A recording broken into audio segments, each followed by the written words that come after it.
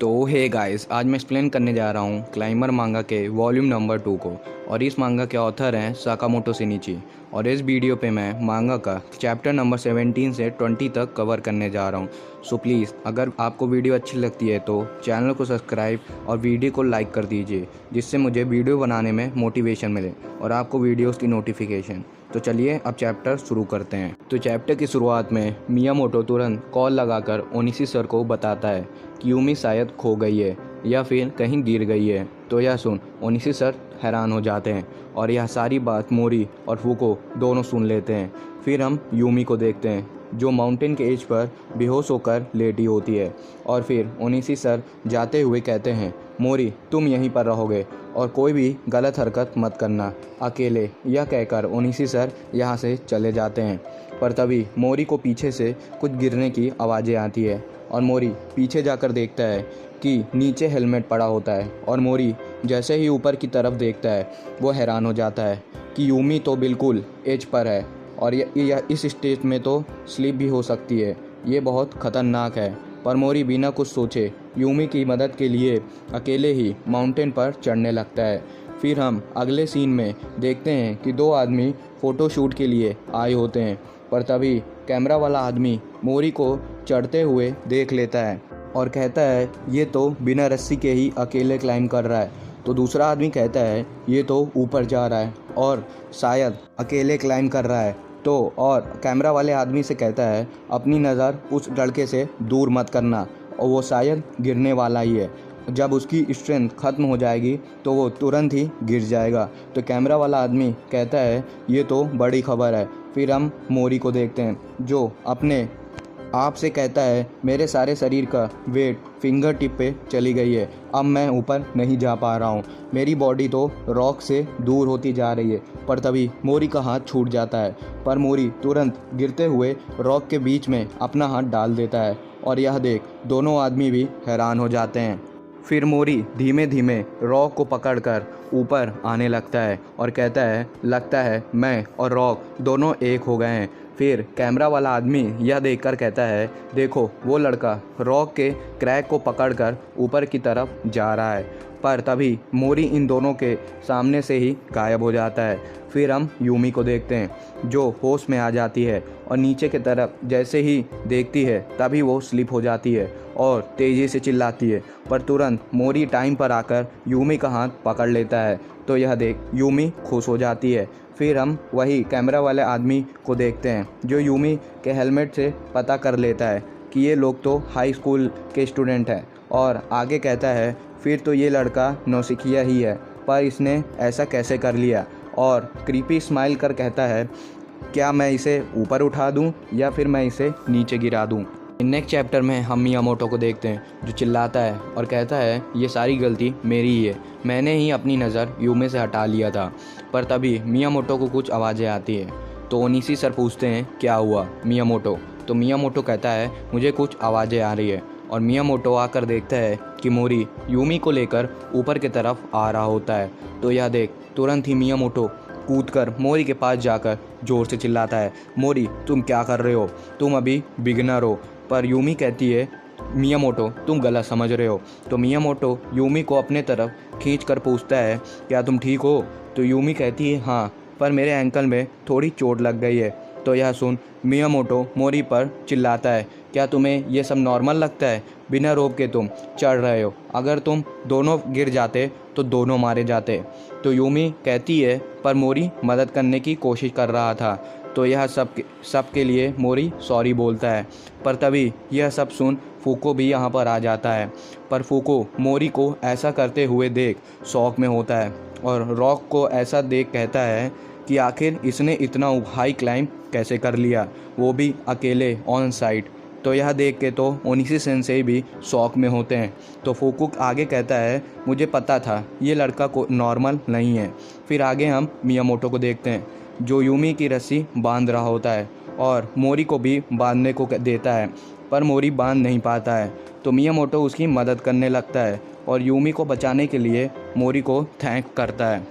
पर मोरी कहता है मैं अभी और भी थोड़ा ऊपर चढ़ना चाहता हूँ। और यह कहकर मोरी फिर से चढ़ने लगता है और कहता है मैं अब नहीं रुक सकता हूँ, मैं और भी ऊपर जाता रहूँगा। और चढ़ते हुए मोरी की तरफ तेज़ी से हवा आती है, तो यह महसूस कर मोरी पीछे की तरफ देखता है और ऊपर की नज़ारा देखता है कि दूर बड़े बड़े माउंटेन्स हैं। और यह सब देखकर मोरी कहता है अपने आप से ये माउंटेन्स तो मेरे तरफ ही देख रहा है। फिर हम वॉल वाले कैमरे वाले आदमी को देखते हैं जो मोरी को यूमी को बचाते हुए देख लेता है। तो यह देख दूसरा आदमी कहता है इसने तो कमाल कर दिया, उसकी लाइफ बचा लिया। पर ऐसा नहीं होता है। अगले दिन ही न्यूज़पेपर में मोरी का अकेले चढ़ते हुए आर्टिकल छप जाता है। फिर नेक्स्ट चैप्टर में मोरी के हरकत के लिए वाइस प्रिंसिपल ओनिसी सर पर चिल्ला रहे होते हैं, पर ओनिसी सर कहते हैं मोरी ने हमारे क्लब मेंबर की मदद करने के लिए ऐसा करा था। मैं इस आर्टिकल के लिए पब्लिशर को कंप्लेन करूंगा। और वैसे भी उस लड़के ने अब बोलना स्टार्ट कर दिया है, वो अगर हम उसे ऐसे प्रोटेक्ट नहीं करेंगे तो पता नहीं क्या हो जाएगा। तो यह सब सुन प्रिंसिपल कहते हैं हाँ मैं समझ गया, पर इसके लिए क्लाइंबिंग क्लब को पनिशमेंट देना होगा। तो ओनिसी सर कुछ नहीं कहते हैं। फिर अगले दिन सभी देखते हैं कि क्लाइंबिंग क्लब सस्पेंड हो गया है। तो यह देखकर मियामोटो बहुत गुस्सा आ जाता है और कहता है बाहर और भी रॉक्स हैं क्लाइंब के लिए। और यह कहकर मियामोटो यहाँ से चला जाता है। फिर यह सब के लिए ओनिसी सर मोरी से सॉरी बोलते हैं, पर मोरी कहता है नहीं, सारी गलती तो मेरी है। मैं जब भी किसी में इन्वॉल्व होता हूँ तो सब गलत ही होता है और ये हमेशा से ही ऐसा होता आ रहा है। तो इसलिए मुझे लगता है कि मैं अकेला ही ठीक हूँ और रहना चाहता हूँ। और यह कहकर मोरी यहाँ से जाने लगता है, पर ओनिसी सर मोरी को जाने से मना कर रहे होते हैं और कहते हैं मोरी मेरे साइड में रहो, अकेले मत जाओ। पर मोरी रुकता नहीं है और चला जाता है। फिर अगले सीन में हम उन्हीं दोनों रिपोर्टर को देखते हैं जो स्कूल के पास रुके होते हैं। तो दूसरा वाला आदमी पूछता है कुरोसावा आखिर तुमने वो आर्टिकल क्यों लिखा? अगर तुम उसे हीरो बना सकते थे, उसे ऊपर उठा सकते थे। तो कुरोसावा कहता है इडियट, सोसाइटी को ऐसा स्टूडेंट नहीं चाहिए, उन्हें बस एक मॉन्स्टर देखना है। और जैसे ही कुरोसावा बोलते हैं तभी मोरी उनके सामने से जा रहा होता है। तो यह देख कुरोसावा तुरंत कार से उतरकर मोरी के पास पहुंच जाते हैं और अपना नाम बताकर कहता है मैं वही हूँ जो तुम्हारे ऊपर आर्टिकल लिखा था। फिर अगले सीन में हम देखते हैं कि कुरोसावा मोरी से सॉरी बोल रहा होता है और कहता है हमने चेक करा है तुम्हारे बारे में, तुम रस्सी को फेंक कर कंपटीशन में डिस्क्वालीफाई हो गए थे, पर लगता है तुम्हें क्लाइंबिंग अकेले करना बहुत पसंद है। पर मोरी यह सब सुन यहाँ से जा रहा होता है, पर कुरोसावा मोरी को रोकते हुए एक फ़ोटो निकाल कर दिखाते हैं।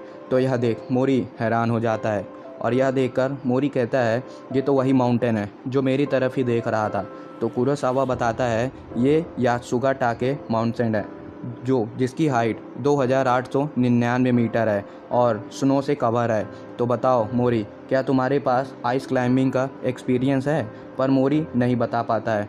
तो कुरोसावा कहता है अच्छा तो तुम अभी बिगिनर हो, पर मुझे खुशी है कि अब मैं एक जीनियस क्लाइंबर को बर्थ होते हुए देख पाऊँगा और मैं चाहता हूँ कि तुम और भी हार्डर माउंटेन पर क्लाइंब करो। तो यह सब सुन मोरी बिना कुछ कहे यहाँ से जाने लगता है। तो कुरोसावा का साथी कहता है क्या लगता है मोरी हमारे साथ काम करेगा या नहीं? पर मुझे खुशी है कि तुम उसे ऊपर उठा रहे हो, क्या तुम उसके साथ क्लाइंब करोगे? तो कुरोसावा कहता है नहीं, मैं कभी भी क्लाइंबिंग नहीं करूँगा, चाहे वो स्नो माउंटेन ही हो। फिर नेक्स्ट चैप्टर में हम मोरी के घर का सीन देखते हैं जहां कुरोसावा कॉल लगाया होता है और मोरी के आंसर का इंतज़ार कर रहा होता है, पर मोरी कॉल को नहीं उठाता है। फिर अगले दिन हम स्कूल का सीन देखते हैं जहां ओनिसी सर यूमी को क्लब में इनवाइट के लिए सॉरी बोल रहे होते हैं और फिर यूमी बाहर आ जाती है। तो फुकू यूमी को रोकते हुए पूछता है यूमी क्या तुम स्कूल के बाद फ्री हो या नहीं? पर यूमी हंसकर कहती है नहीं, मुझे घर जल्दी जाना है। और यह कहकर यूमी यहाँ से चली जाती है, पर तभी ओनिसी सर बाहर आ जाते हैं। तो मियामोटो पूछता है सर यूमी के साथ क्या हुआ है? पर तभी फूकू अपने फ़ोन पर देखकर शॉक हो जाता है और दोनों दौड़कर कंप्यूटर रूम में आके नेट पर देखते हैं कि सभी मियामोटो और यूमी के बारे में गलत लिख रहे होते हैं। तो फूकू कहता है, मियामोटो देखो, यूमी की फ़ोटो भी यहाँ नेट पर डाली गई है, शायद ये कोई हमारे क्लास का ही है। तो यह सब देख मियामोटो बहुत ही गुस्से में आ जाता है। फिर अगले सीन चेंज होके मोरी पर आता है, जो लाइब्रेरी में यासुगा माउंटेन को देखने आया होता है। फिर मोरी यह देखकर क्लास की तरफ जाने लगता है, पर मोरी देखता है कि क्लास के अंदर लड़ाई हो रही है और हम देखते हैं कि मियामोटो लड़के को पीट रहा होता है।